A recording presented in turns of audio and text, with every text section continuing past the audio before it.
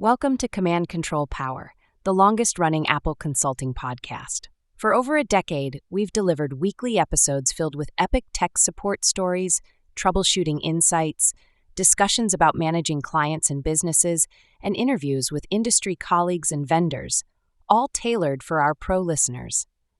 We also offer exclusive content through Patreon. This private podcast feed is designed specifically for IT professionals, providing valuable advice and guidance on tackling the more complex aspects of running your practice, working with clients and employees, and managing device fleets.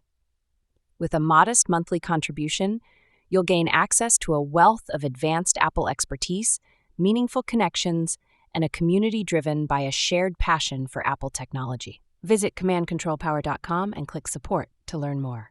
And now, on to the show. Welcome to another fine episode of Command Control Power. This is early 2026 as you listen. I'm going to tell you that I finally canceled Optimum, which I'm so happy about, by the way. Nicely done. For those of you that aren't aware of Optimum, they're a big ISP in our area and other areas, I think mostly on the East Coast, if I'm not mistaken. They're owned by Altice. And my main reason was not really service necessarily. It was fine. But it's just the constant dancing of arguing your price every 6 months and making a new deal and this and that. I was just so tired of it. And I'd given Frontier a chance a few times in the past and they've just bombed, but they finally ran fiber to my area. I jumped on it. It's $50 a month for a gig. And I called Optimum. They tried everything possible to keep me. Wow. It was actually gratifying to be like, nope. How about 3 months free? And the rest of the year for $20 a month. And I'm like, I know it's a good deal, but I was like, no, I am not taking any deal. I do not want anything from you the rest of my life. So that's symmetrical service. It's like you said, it's fiber. So you're only paying $50 a month. That's tremendous. Yeah, it's a good deal. To be fair, Optimum had dropped the price to that at one point because I told them Frontier was doing it. And then they bumped it up again 3 months later. And I was like, okay, that's it. Like, I can't do this anymore. So I got into it a little bit with their guys because they were trying to tell me that these other countries or companies, they'll try and get you into a contract. I'm like, nope, no contract, just one price. And I'm like, guys, I don't know if you know who you're talking to, but I'm not some common folk about this. Don't even try it. So would you say you're cruising down the information cyber highway right now? Oh, there you go. Cyber highway. Okay. All right. I'll roll with that one. Super highway. Cyber. Yeah, that's really interesting, Sam. For years, I've been an Optimum customer since they were like selling their service at Nobody Beats the Wiz. I've probably mentioned this in the past. Now, there is actually a Seinfeld episode that's relevant here. If you guys, I'm the Wiz. I'm yeah. It's Elaine's dating a guy and he's so handsome, and everybody's like, where do I know him from? And he's the guy who he's the Wiz, right? Yeah. So my question is that from Nobody Beats the Wiz? Is that where that's from? It has to be, right? Yeah, it has to be. That's a New York local company from back in the day. Nobody Beats the Wiz. And so we walked in there and bought Optimum service. You walk out with a modem and your yellow what do they call it? You sign it live with a pen and it marks onto that pink and yellow copy and you walk out with a yellow copy or whatever. And there's your Optimum contract. That's how far back it was. They were the first ISP that wasn't dial-up that I had access to. I'm talking when I was a kid. I was probably like late 90s or something like that. When he was a kid, Sam. Wow. Yeah, it was a good service compared to dial-up. Yeah. Let that sit for a little while with me when Joe was a kid in the 90s. Hey, by the way, I was a young adult in the late 90s, whatever. I don't know. I was a kid. And speaking of 6 Degrees with Kevin Bacon, do you guys remember Crazy Eddie? Of course. Yes. Okay. That was the other one. The guy who did those Crazy Eddie commercials, I met at the Milford Oyster Festival. Wow. And this was a long time ago. And I was a much more fair-haired lad back in those days and he turned an eye. And anyway, he put the moves on me. Oh, wow. Yeah. Really? Yeah. Okay. Yeah. I got a question. Was it him or Crazy Eddie that went to jail? Crazy Eddie went to jail, right? For tax evasion? Eddie Antar was his last name. Yep. Yeah. For those of you that are unfamiliar, look up the commercials. They're hysterical. They're great. They're on YouTube. Crazy Eddie. I forgot about that one. I definitely went there back in the day. I remember it being just like a bunch of tech type stuff and appliances and things like that.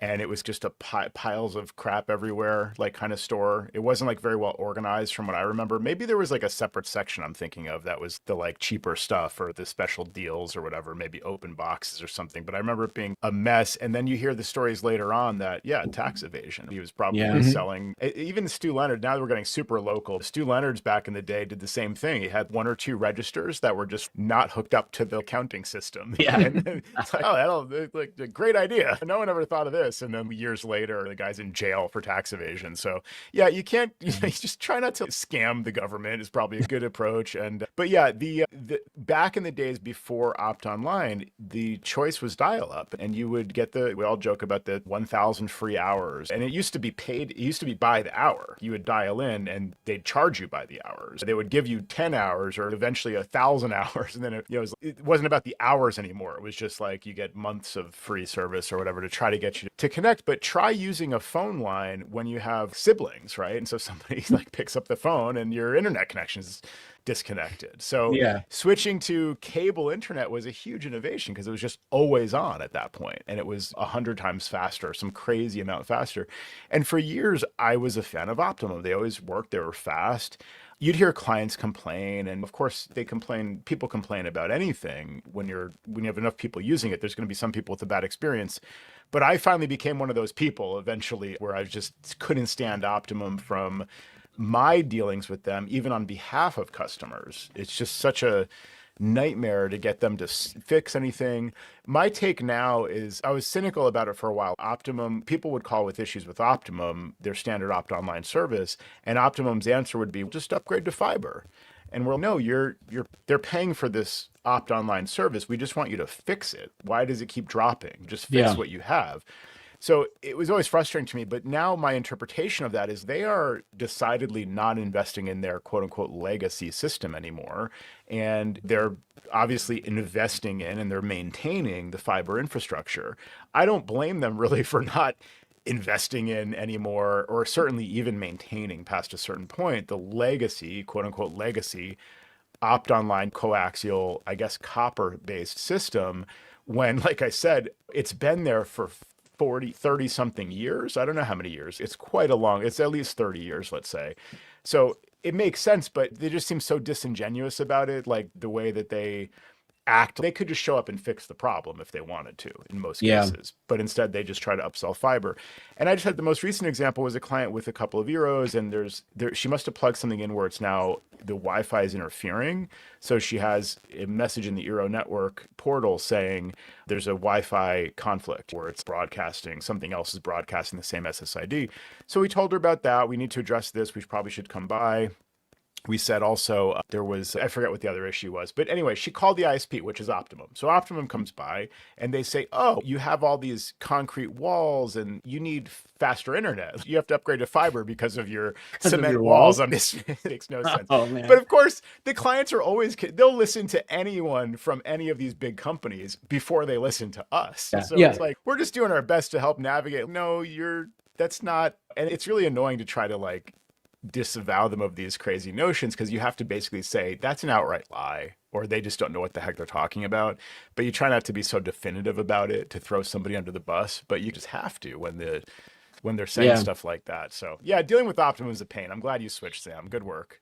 It's like the old adage, when you tell your spouse something or a significant other, she doesn't believe you or he doesn't believe you, and then you go to Home Depot and you hear for the person making minimum wage. Yes, and exactly. Okay, Oh, that makes sense. Okay, yeah.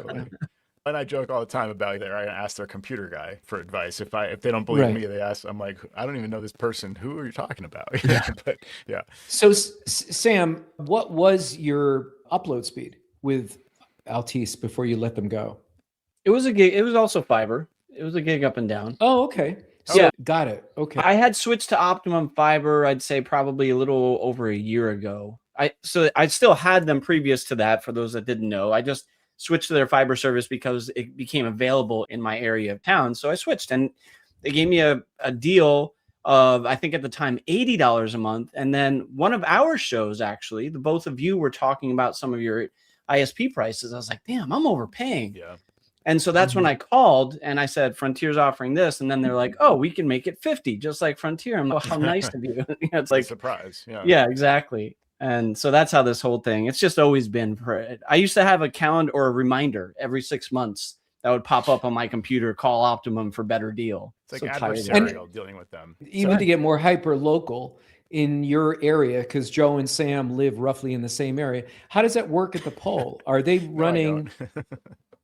Jerry, I moved. I don't know if my office is closed. I went by there the other day and it looked empty. Yeah. Usually there's a line of people. What bushes are called. They're running their own cable on the pole. There's 2 lines now. There's 2 fiber lines that are being strung, and one's Altice and the other one's. That's a good question. I wonder. I will always wonder how that works with these companies. They were at the pole, but I think they just ran. So they did something at the pole, and then I had to go inside and do some work. So I don't believe. I'm like literally looking out my window where it is. I know. But no, not for everyone who can't see us, but. I think they went straight to did something on the side of the house, if I'm accurate, because or else it would have been a lot longer for them to run from the pole, because their service was installed in no time. It was pretty quick, and the guy even ran pretty well inside my garage. He did a great job, and then connected the modem. And then I had to register an Eero because it came with it, but then I turned it off right away. Oh, nice. So I have an Eero if anybody wants. That's actually pretty handy. It's way better than the days when they would make up their own or basically sell you a rebranded D-Link or something like that. Yeah. And then if you wanted mesh, you go to Nobody Beats the Wiz or Crazy Eddie's and you get one of those other mesh extender things. That's just probably, again, creating this network that is interfering. I will say one thing that was funny, because we always deal with this as people in the field and dealing with a technician or something. And the tech on site couldn't get something to work with the Eero, so the service still wasn't up. And he called in to this line that was for the technicians, and the guy's asking him a question, and I just decided to answer because I think the guy didn't know. And he's like, "I'm so sorry, sir. I'm not allowed to talk to you." He said, I can't deal with the customer. I have to talk to the technician. So then he would ask him a question and he didn't know the answer. I would whisper it to him. He'd be like, all right, he answered the guy.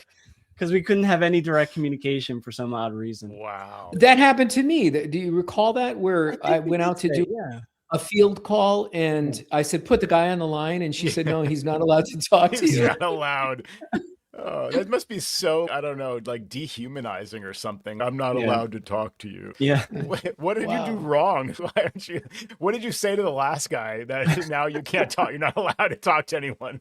That was the same story where she slipped him some money at the end, and I thought she only gave him a $10 bill, and he was climbing up the pole in this real windy weather, and so I reached into my wallet and gave him some more money, and as it turned out, she gave him 100 instead of a 10. Would you give him a measly 20? I think a 20, and I said, so that's when I asked him, "Do you want to trade?" And he was humorless. Oh man! So he had 120. He wasn't allowed to talk to you in the first place, but he can accept cash. That's not a problem. I'm sure it's some kind of like money talks. Sure, it's some kind of liability thing. If they told me to do something, and I don't know, and I got electrocuted or something, right? The wrong wire. Yeah.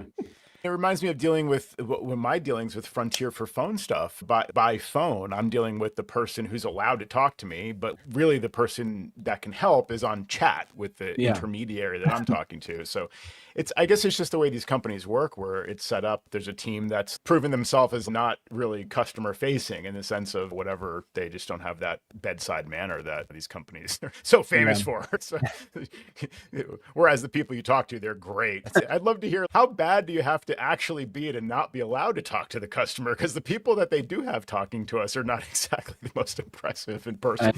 All depends. It's amazing. I guess, Sam, the thing is, my concern with a lot of these companies is their equipment is like, you can have any modem you like as long as it's got a router built in and it's using a 192.168.1.1 address. So it's okay. What about the days of a standalone modem? Or is there a way to put the modem in bridge mode? So was there a difference between Optimum fiber and Frontier fiber in your case, or just in your experience in general with clients? Like for the configuration and everything?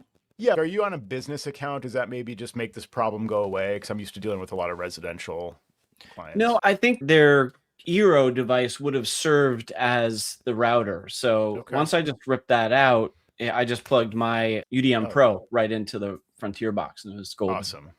That's great. Okay. So it was really Very easy. Good to know.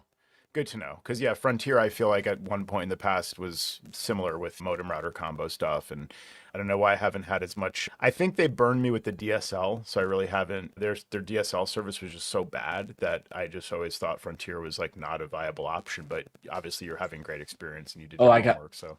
Yeah. Joe, I got burned with DSL as well. That's why I would rip up every flyer I got. They were so bad. It was horrible. Okay. So their fiber now is, you think, pretty viable then, it seems like.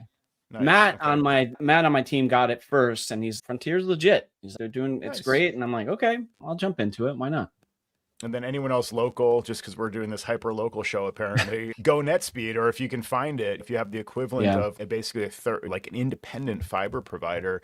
Now, their coverage is very limited, but they're very transparent about it. You can go right online, put in your address, and they'll tell you, yeah, we're available. Sign up right now. Or they'll say, hey, we're building in your area. Put in your email address to be notified when we're available. And then in other cases, they'll say, yeah, we're not building in your area, but if you'd like to request service here, tell us your interest.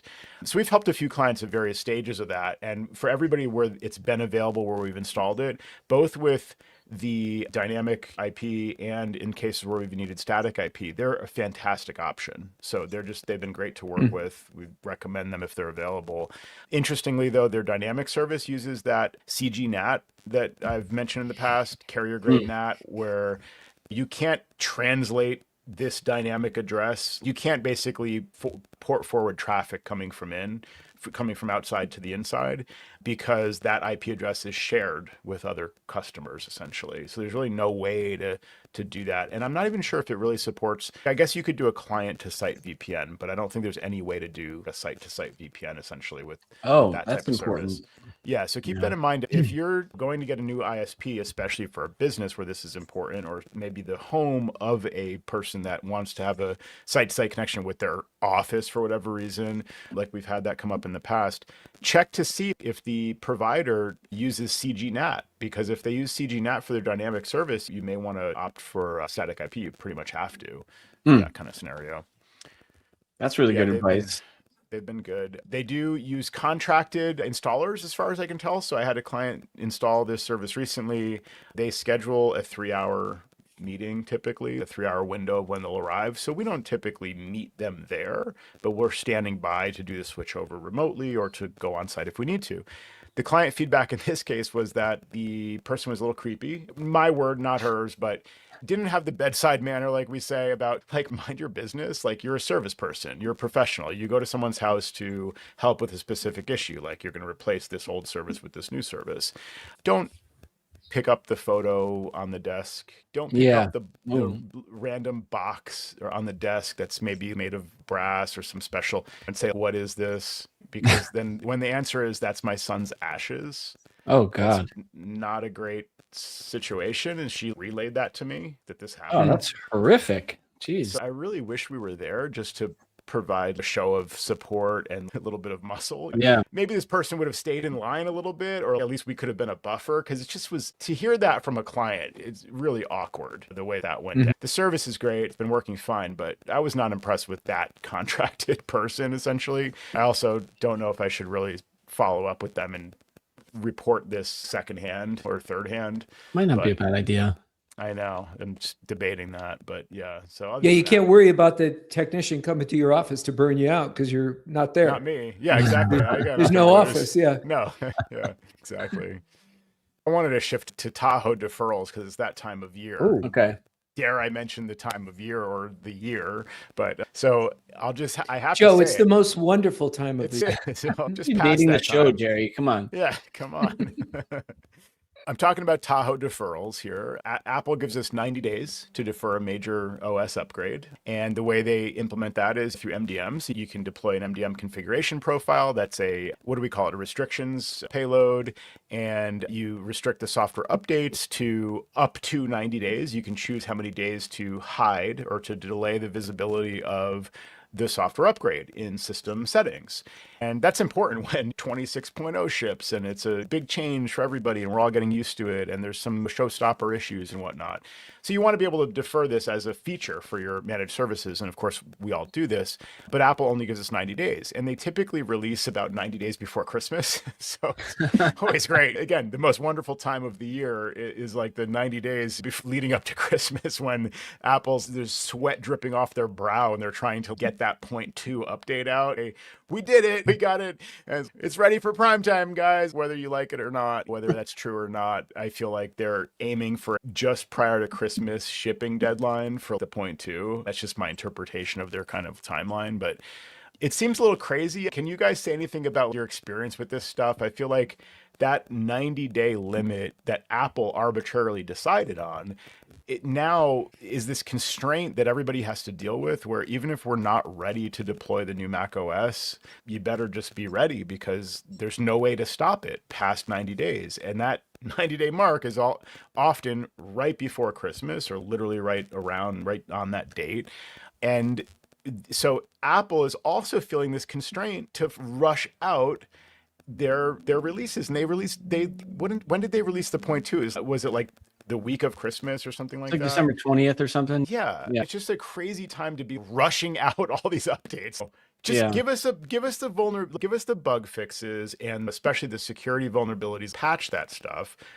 But maybe should they rethink that to give us more time, to give themselves more time? What's the structure of this from your perspective, Mr. Apple, to start with you, if you have any opinion on that? Okay, I've been called to the table. I have my own gripe because working in some instances with education, it always gets released right after the school year starts, the new OS. Man, why can't you have that happen over the summer? Yeah. It's so frustrating. Everything gets rolled out and then students have to upgrade their devices. So that's my issue. And then, of course, boiling down to the 90 days to around the holidays is difficult as well. I mean, there are some tools that will block the process outside of just the MDM function that will block the 90 or that allows the 90-day deferral. You could block like the OS installer process from running. P-block, it's a bit heavy-handed, but what? Yeah, through P-block, is that the one that I know Adage uses? P-block, which is like a process block kind of thing. Yeah, that's for they have a blocker for what you're describing. If somebody in the past were to like download it from the App Store and then use the full installer. Does Software Update use that same methodology of downloading it and then running a process to install, which then you can block? Or is that what you're saying? Yeah, because Tahoe, we did it with Tahoe in a couple of instances and it worked. Nice. It didn't change at least as far as I remember it worked. Now I'm second guessing myself, but because we've been instituting that all along just in case. But we've been changing our tunes in general. The blocking or deferrals was more of the minority of our clients now. We've been pushing it forward a little bit more early than in previous years. How do you feel, Jerry? I have to call you Dr. Apple now, I feel like. Because that's what Apple wants, right? You're doing what Apple wants. And I don't want to be as far behind as I've in the past been. I feel like I'm always playing catch up with this stuff. We're not actively blocking it right now, but we're not yet recommending it. So I feel like I'm waiting for that 0.3, which is any day now kind of thing. But yeah, Jerry, what do you say about all of this? Sam was asking me how I feel, and I'm pretty good. I'm getting some rest and looks like you're lounging by the beach. So that's staying away from the caffeine and feeling pretty good. Really? Yeah, haven't had caffeine since August. That explains it. Still, I've assumed you'd gone back at some point. That's great, man. Nicely done. Yeah. You know what's really interesting, and there may or may not be a correlation, but you know how sometimes if you stay up late, right? And I've been kind of laying off the booze too, but you just feel like crap the next day and you don't really feel good until the next day. So if you went out drinking Monday night or stayed out late. Monday, wow.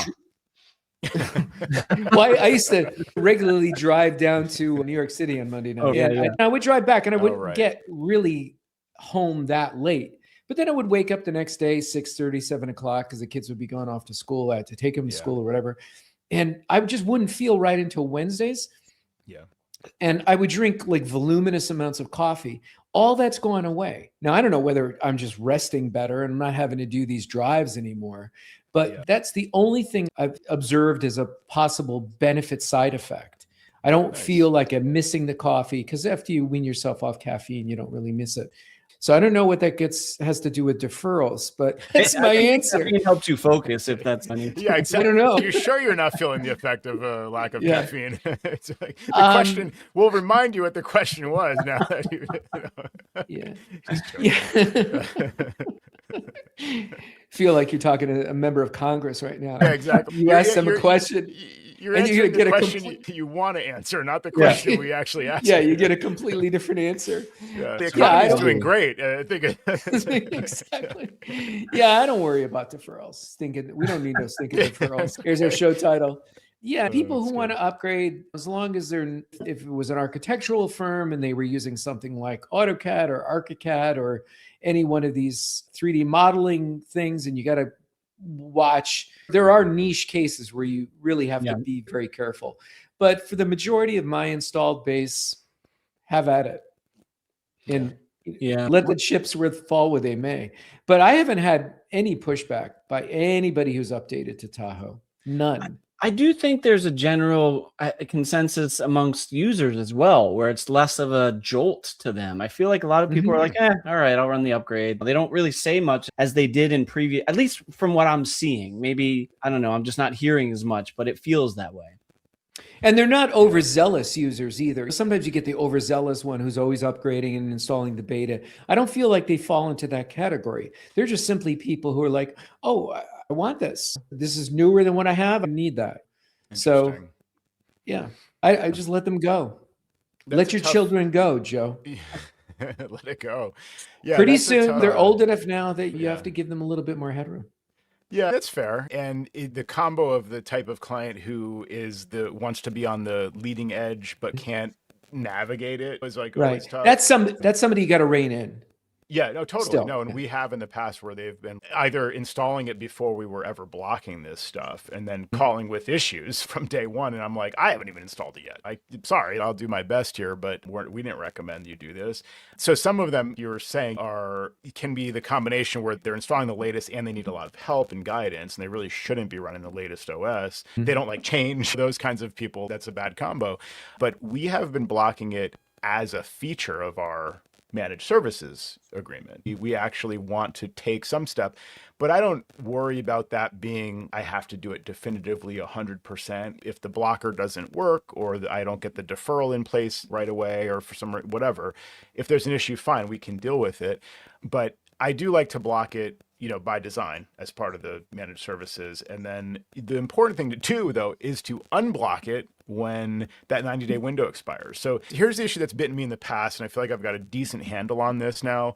But if you think of a timeline where, let's just say September 15th, I don't know what the date was, 26.0 is released. So from the release date, you have up to 90 days to block that 26.0 from being installed on a machine that was running 15X or 14X or any prior macOS version.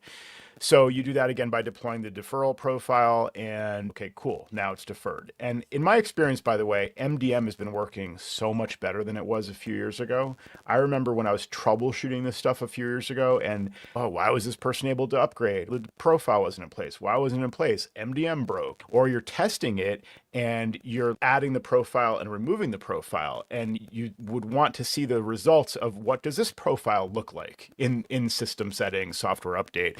And it would deploy, it would look like it deployed, but you wouldn't get immediate feedback.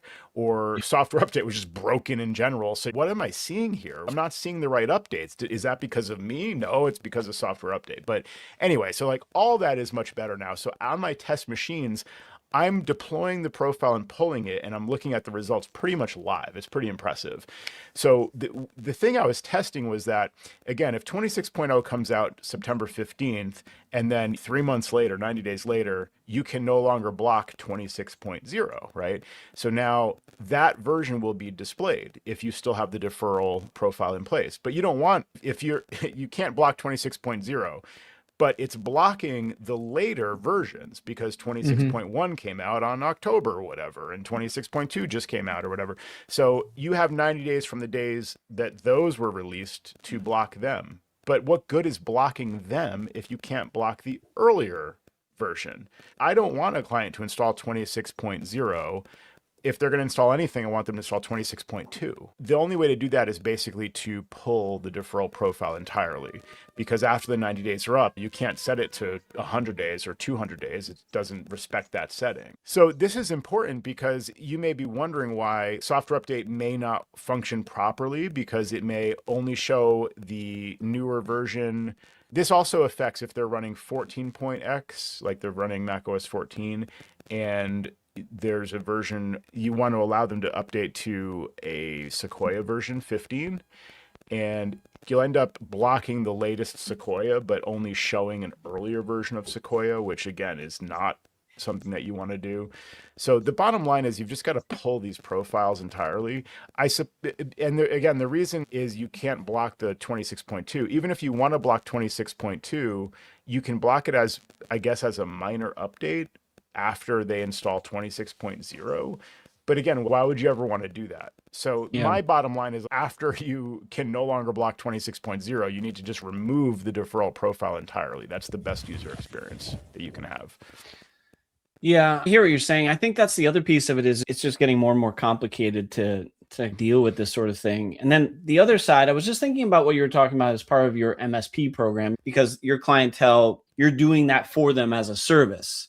Yeah. I think that one of the other reasons why I started to have to go the other way also is we started to offer things like CIS compliance, which Adigy and Jamf and others offer. And on the business side, one of the CIS things is keeping your software up to date. So I had to go for those clients that were doing that. I'm like, I got to keep it up to date now. I can't go the other way. But I got to be honest, it makes my life easier because it's much easier to enforce the updates than block them.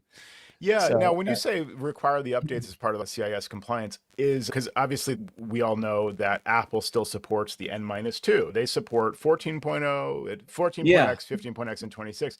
So are there certain stricter, because I'm only just dabbling in this now, are there certain stricter levels of compliance that require the absolute latest macOS version, not just like the updated version of 15.7.3 as we speak? It's not about the version. So the CIS, it's a level 1, and it's just basically saying that you have automatic updates enabled. Okay. So I think that could be a little bit interpreted as to way you like, I do it 2 weeks, I do it 3 weeks, that kind of a thing, as long as it's set to auto update potentially. But I don't know. That's a good question, actually, to see if that is an open, because level 1, I think, is a little bit less intrusive than level 2, obviously. But like, I don't know if that's something that could be open to a little bit of MSP interpretation. Yeah, because I certainly enforce the latest updates I have in Adigy Flex policies that manage the updates for groups of Macs. And one way of scoping it is to say, if they're in one of these policies where we manage updates and they're running version 15 dot anything, always push out the 15 dot, in this case, 7.3, latest version of 15. Or you can do 15.99.99 and just like as soon as the latest update to 15 is available, it just pushes it out. So that's the way of managing the 15.x updates. And for that matter, if they happen to be running 26, obviously you want to enforce the latest updates to 26 as well. But yeah, it's an interesting point because technically speaking, Apple only commits to fixing security vulnerabilities in the very latest macOS version. They backport them to the previous 2, but they have this, my interpretation is they say not every prior macOS version requires every security update. It's okay, we'll take your word for that, because it's if it's a framework that hasn't changed significantly from 15 to 26, in theory, it may still be vulnerable. And they often do backport those fixes, but is there a reason in some cases we should not assume that maybe a stricter way of being compliant with security best practices is just to run the absolute latest and greatest at all times? Yeah, I think that's the general guidance, but there are definitely cases where we have to keep it. Like I think Jerry was starting to mention use cases where that might not be the case. And like I have some clients running FileMaker, and it's particularly sensitive to the OS updates if you're not running the right version of FileMaker. So we have to be cautious about that and get everyone up to speed with FileMaker before we can run the upgrade. Yeah. It's every situation is different. One other question, a side point here. I've been hearing reports that Apple may be prompting users to upgrade to Tahoe. So there seems to be a thing where like Apple's marketing, as Jerry would say, champing at the bit, or as I would say, chomping at the bit, because I don't know any better. But definitely chomping. Apple's marketing is, when can we push this out? When can we push this out? Are you guys ready yet? Please. They want to push this to users so that the Nana clients, the mom and pop, like everybody that's unmanaged essentially, and probably a lot of the managed clients as well, will get that prompt from Apple in Notification Center about how great Tahoe is. And they click the button and it starts the upgrade.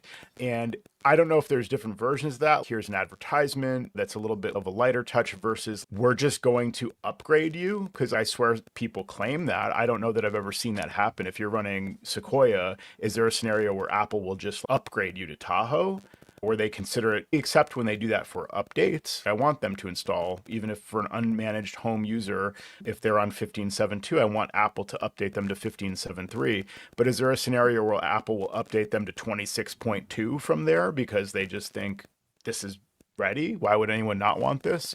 I guess I'm wondering, have you guys been hearing this lately coming up yet? Because I read a report of this and I haven't been able to corroborate it at all. No, I don't think I'm trying to think of systems that I have that might be that far back that have been prompted for that. And I don't think I can think of a scenario that at least I've heard feedback from. Okay. Jerry, how about you? Anything? I guess a lot of your clients are already updated just by. Not a lot of them. A lot of them just ignore their all messages and go. And they continue on their merry way. So no, I haven't seen that. And I've seen a lot of machines. I've remoted in and I've seen a lot of potential possibilities for this. And I haven't seen what you're describing. So where did you read this on? Reddit? On the dark web, yeah, probably Reddit, or I forget where I saw somebody saying something like, oh, this one, 26.2 is like the one when Apple's starting to promote this. There always seems to be a wave every new release where, okay, now the masses are getting it. So that's why I was wondering if we're at that point yet. One last thing on this is that I noticed that in my testing on a Sonoma machine, it's displaying Tahoe as an update. So we know it goes as part of the software update mechanism in those cases, but they used to make a distinction. There was a big upgrade banner at the top, and then like, or you can update to, don't look down here, but if you scrolled this far, you can update the version you have. But they actually, in my case in Sonoma, they're showing Tahoe as like update. I think it said update now. So it's... Yeah. I think you should update, Joe.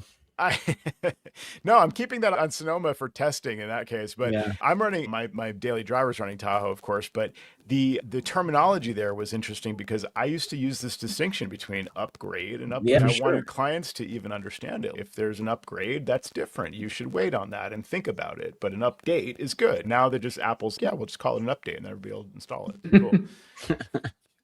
So anyway, that's the point released for the OS that you're running to update it is not even discoverable anymore. It's really buried beneath the prompt to just upgrade to Tahoe. Yeah, exactly. So Adam Rice from Ask Adam in the chat is saying this is exactly how he rolls as well. Just remove the deferral profile when it would result in someone receiving an out-of-date version of macOS. So basically at the 90-day mark or however long you've decided to block it, remove it at the end of the block and then just don't worry about it, essentially, is what he's saying past that point, which I tend to agree with for the most part.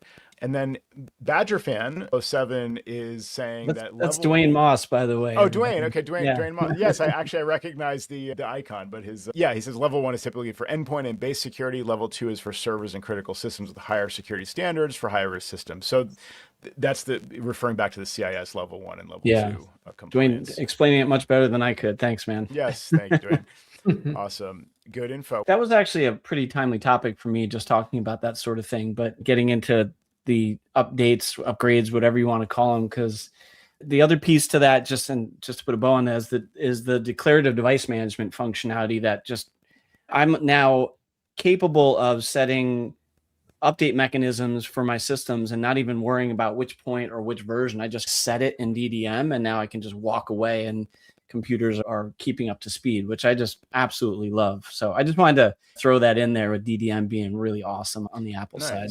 Quick question for you on that, Sam. Have you dealt with anything beyond the built-in notifications for clients? Jerry was bringing my attention to this. Was DDM Notify or something like that for being able to basically watch the log for entries. Hey, there's an update scheduled, and then be able to notify through, I forget if it was through Swift Dialog or something else. Yeah, Swift. Yeah, Swift. Yeah, that's actually a good point. We should throw that link in the chat it is called DDM Notify. Jerry? Yep. From Dan Nelson. Yeah. The only quibble I have, and it's great that everybody's contributing and making these better, but there's a new version. There's 3 different versions every week, and it just drives you crazy. Yeah. Because I wish it would just be at rest for a little while, so everybody could get on board for it. That's my biggest wish for this whole industry is this moving target of things are good right now. It's, oh man, like all my crap just broke and I can't just play a playlist on my HomePod. I'm checking the Apple TV because it's paired with the HomePod. Does that need an update? No. Okay, I'll restart it anyway. I don't know. Okay, let's restart the HomePod. That's not working. Oh, the HomePod has an update. Okay, let's do the update on the HomePod. No, I still can't play music. I still can't press a button on my phone and have the music play on the HomePod. Okay, maybe I'll reboot my phone. Yep, that did it. That was the solution. And that's, I don't know, because something updated, and so now something's unstable, and then there's gonna be an update, and then it's gonna be really good. Oh, that update was really good. How long does that last before the next one? Yeah, exactly. This industry needs to stop with this. I don't know. I feel your pain, Joe. My wife and I, we just want to play a little music during our dinner time, right? Yeah. I subscribe to a very expensive service called Rune, which aggregates your personal library, and you could subscribe. So I subscribe to Kobas, and I also subscribe to Tidal, and it's great because you can use Tidal playlists. And I have it integrated with Sonos. And, we sit down to dinner, you hit play, and after about 30 seconds, it stops. Yes. It stops. It worked yesterday. I've had that happen too. Yep. Oh my gosh. And so you're rebooting everything. I'm rebooting my Synology server, which runs the engine that runs this thing called Rune. And I'm doing all these things. I'm looking at this same thing as you. Does Sonos have an update? What happened here? What broke? Okay. Turn off all the audio interfaces within Rune and then reactivate them again. Yep. Right. Pair them up. Nope. It's playing in one area of the house, but it's not playing in the other. It drives me nuts. And all the while your dinner gets cold while you're trying to do all that. Exactly. Yeah. It's so frustrating. Really frustrating. People ask me, how do normal people deal with this stuff? I don't know. I can't even deal with it. I can't. And I'm not doing anything crazy. Even what you're describing, Jerry, is a little bit fancier. I'm literally using Apple Music from an iPhone to a HomePod. It just could not get any simpler than this. This is Apple's dream, is for someone to buy all of the crap that I have literally within arm's reach of me right now. And even that, I'm rebooting, and I'm over here getting frustrated. I've been troubleshooting for other people all day, and I can't even just play music now. Yeah, and also too, to take that one step further, it's Ubiquity had an update. Did it accidentally turn on multicast, and multicast needs to be off for Sonos? And then you're going through all your settings on your Unify router, and it's like, guys, how do normal people deal with this? That's the most common question I think we get from people. It's like, how do normal people deal with this? Can I tell you something along those lines that it's really funny? Please. I have my oatmeal in the morning, right? I'm doing my oatmeal, and I have a HomePod in the kitchen, and I usually set a 5-minute timer for my oatmeal. I usually say the S word, start a 5-minute timer. And so today, at the time, I have my Apple Watch on, I have my phone on, and I'm watching actually Instagram. And at the time, I am watching a reel of, if anyone's seen Succession, the amount of times that Logan Roy has said F off to people. So I'm watching a clip of this, of him saying F off to people 1,000,000 times over. So I say the S word, start a 5-minute timer. My HomePod does not listen, but both my watch and my phone light up. And I have one Siri listening to the other. And the Siri on my watch hears my phone saying F off and says, Sam, that's very rude. I won't respond to that. And I'm like, this is just the Siris are talking to each other. I don't understand. They can't even figure out that they're both the same. Yeah, somebody's done that on YouTube where they have the two phones side by side and the ChatGPTs are talking to one another. Yes. Because ChatGPT always likes to have the final word. And so they started this thing where, I forget what the premise was. I want the final word. And then the ChatGPT on the other side will say, that's fine. We'll just wait again for you to have any questions because I'm here anytime you like. And then the other one will respond, that's correct. I'm here for you. So and it goes back and forth. It's fantastic. Oh, that's hysterical. Sam, did you have a client interaction you wanted to share before we close up shop? Oh, yeah. That was Okay. a I've funny definitely one? been hijacking this show, but yeah, I'll talk about that one real quick. I was helping a customer at an office and they were in the basement office because they run the maintenance for the building. I'll give you a call because we were emailing. I said, I'll give you a call and we'll help set up your printer. And he says, I don't get any service and I don't have my voice over IP phone down here yet. So I'm like, because he's a newish employee. So, all right, I'll just chat you through Splashtop. So I chat him through Splashtop and we start talking and I say, connect the printer, blah, blah. And I'm remoting in and installing the drivers. And I'm like, did it print yet? He's no, it didn't print. So I'm talking with him and all of a sudden he just stops responding. Nothing. I'm like, hey, did it print yet? I'm like, I have other things to do. And he's gone. And then within a minute, I get an email from the operations person in the building that says, can you please stop John's emails effective immediately? Oh, so no. he got fired in the middle of my remote session with him. And that's why he stopped responding. He was That just gone. It. Yeah. I know. I was like, oh, that's where he went. I was like, okay. Wow. Oh, man. It was pretty Was cool. it something? Was it something from your interaction? They don't think like so. auditing the. Wow, Seemed like a pleasant gentleman. Yeah, that's a good first. timing. Being S-canned in the middle of a support session. Yeah, just gone. That is wild, man. That's that's a first, huh? That happened Never happened live. before. Yeah. I wish him well, whatever he does. Oh man. Thanks everybody for listening. Before we go, Adam Rice you just shared a comment with Adam Rice. Adam Rice was on the Backblaze forum in Slack, and we were talking about our woes with Backblaze. And Adam said, yeah, I had the same thing happen and I was working with my client and I felt really foolish. And I replied to Adam, stay hungry and foolish, Steve Jobs. I don't know. I don't think Adam appreciated it as much as I did, but I thought it was really clever. It's pretty clever. Yeah. Stay hungry, stay foolish. Yeah. That's Yeah. a Steve Jobs quote. Yeah. Nicely done. Yeah. Backblaze has been another one of these recently where I think we shared on the show that they don't back up your iCloud drive. And even if it's set to not optimize Mac storage and it's just sitting on your Mac, they just like officially don't back it up anymore. So they've just been slowly eroding the comprehensiveness of their service from my perspective. And I don't think most people know that, right? Yeah, no, I don't really see that discussed. No. Yeah. And except here. And that's why we all listen. That's why you tune in. Exactly. Yeah. No, I'm pretty sure online they still have their support article, at least as of very recently, saying, oh, here's how to make sure your iCloud Drive gets included or your Google Drive gets included in these backups. And in fact, they make a distinction. Sync is not backup. Relying on iCloud Drive to back up your files, you shouldn't just rely on iCloud Drive. That's why Backblaze is here. But it turns out that they no longer even do that. They're not here. So yeah, they're not here. Maybe they got fired mid-call like Sam's client. Maybe it's all right. Thanks everybody for listening to another episode of Command Control Power. To find out more, visit us at commandcontrolpower.com, and to support the show and get access to dozens and maybe even like 100 new other episodes. I don't want to overpromise. It's at least dozens.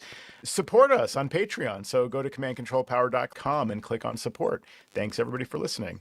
Remember, Crazy Eddie guarantees you the largest selection, professionally staffed service centers, and the guaranteed lowest prices. Crazy Eddie, his prices are insane.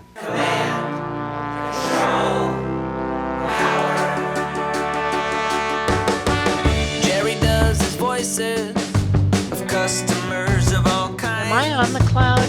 Joe spins his deeply detailed yarns all the time. I have a whole story about this. Sam